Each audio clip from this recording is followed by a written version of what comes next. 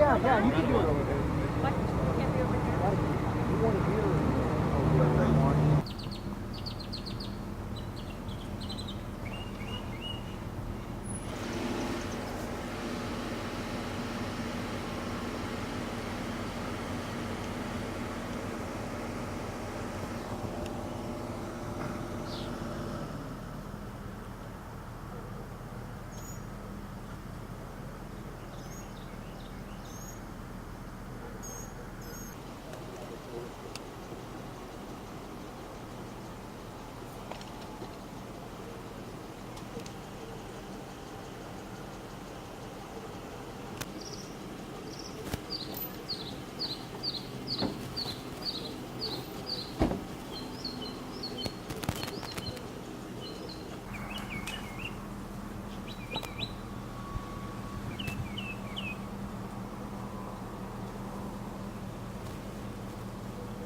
Y'all way back, I have an officer coming to speak to y'all. I'm gonna go ahead and go through the call trying to get y'all staying on the street.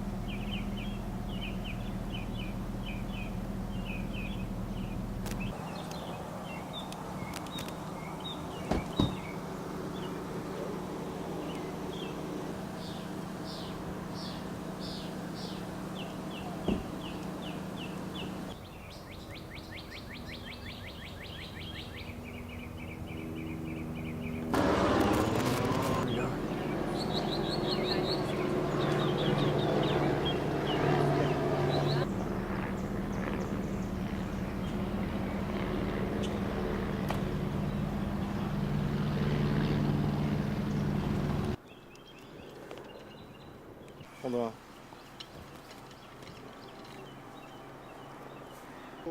See, yep. You ready? Ready. Hold on. At this moment right now, we're dealing with a missing child here in Montgomery County. Sure. Okay. Today, we're dealing with a missing child situation in Montgomery County, Texas. We have Emily Houston, 14 years old, white female, date of birth, January the 1st, 2002. Her address is, well, I'll keep that out for right now. Basically, she left her home this morning to go to school. She's a student at Oak Ridge High School. She left to go to school this morning at approximately 7:15 a.m.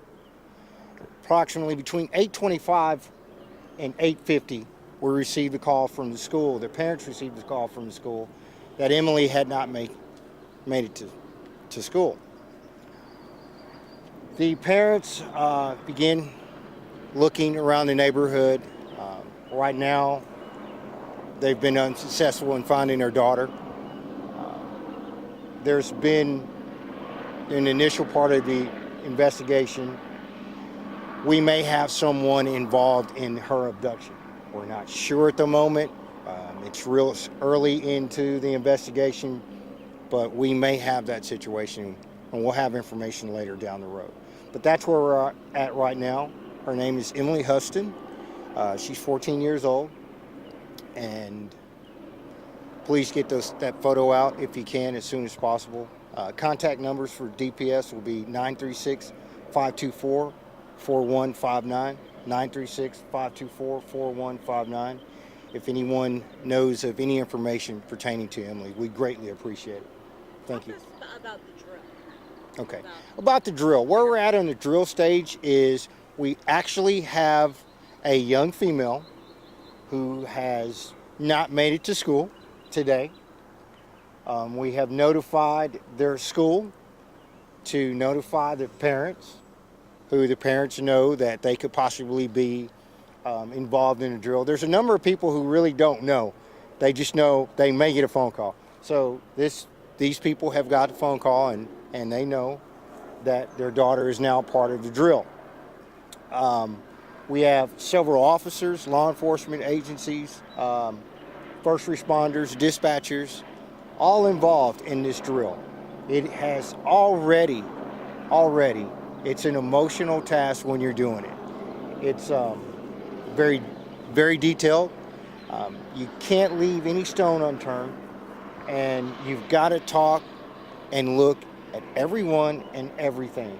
And that's where we're at right now. Talk to me about, bigger picture of why you guys are doing this, like we talked about before. Right. Well, there are thousands of children missing and abducted in the United States every day. Thousands. How many is too many? One. We need to work on making sure that we are effective and efficient in everything we do, especially child abductions and missing children cases. This is a designed class given by the FBI to state and city, local law enforcement agencies, in training them on how to be more effective in dealing with child abduction and missing child cases. Again, they encompass so many people and agencies and things that you can forget that once everyone gets, like for instance, we all get so happy we found the child. You've got 40 or 50 agencies involved. News agencies are helping us get out the information.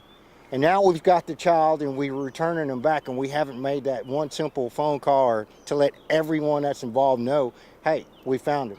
So you may have someone in this next county above that's still looking for this child. What about Eric? Okay, scenario, it's happened at 8:30. The school called at 8:30. It's now, 10:30, 2 hours. Time delay before notifying law enforcement.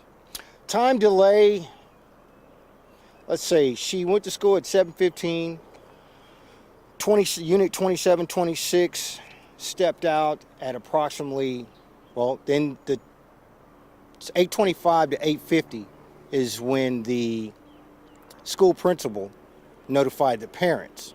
So then if you take into account that the parents are now looking for their child and can't find their child, then at around 10 o'clock, somewhere between that time is when the first officer arrives on scene. What I'm saying though, wouldn't it be better for a parent to notify law enforcement right away instead of waiting the 2 hours and let you all disregard instead of having to start out on a 2-hour-old trail? Well, there's two ways you can look at that. Did they wait 2 hours and waste time? Or could their child have been somewhere that they knew that, you know what I'm saying? You have to look to make sure your child's missing before you actually just call and say, I can't find my child, he's missing. The parents, I don't think, did anything wrong by trying to go out and find their child themselves. Yes? I know this is